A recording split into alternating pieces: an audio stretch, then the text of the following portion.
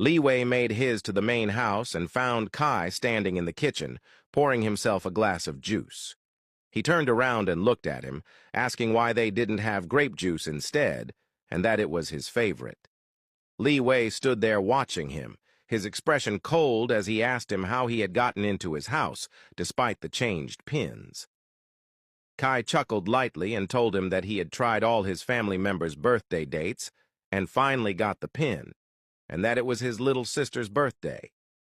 Liwei, still keeping his eyes on him, told him that he didn't have to show up unannounced and walk into his house as if he was the owner, even pouring himself a drink.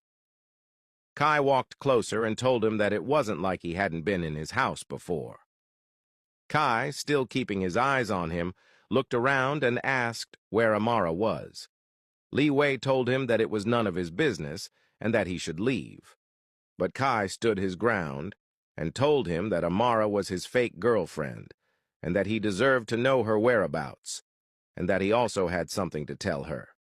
Liwei, still looking at him, told him that he could tell him the message and he could convey it to her. Kai took a sip of his juice and walked over, taking a seat. Liwei stood there watching him, clearly frustrated. He knew Kai was doing all that to annoy him. He knew him quite well. He walked over and asked him if he had just come there to drink juice.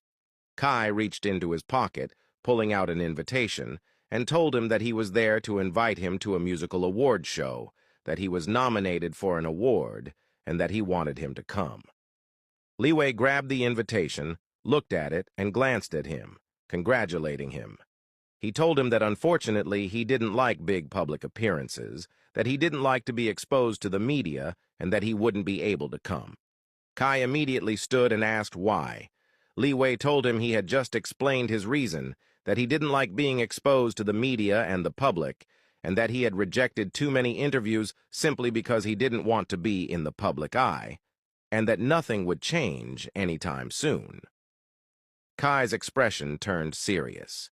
He told him that he wanted to take over East Gate Group, but was still choosing to hide from the media and the public. He asked him how he expected to take over if he was acting that way.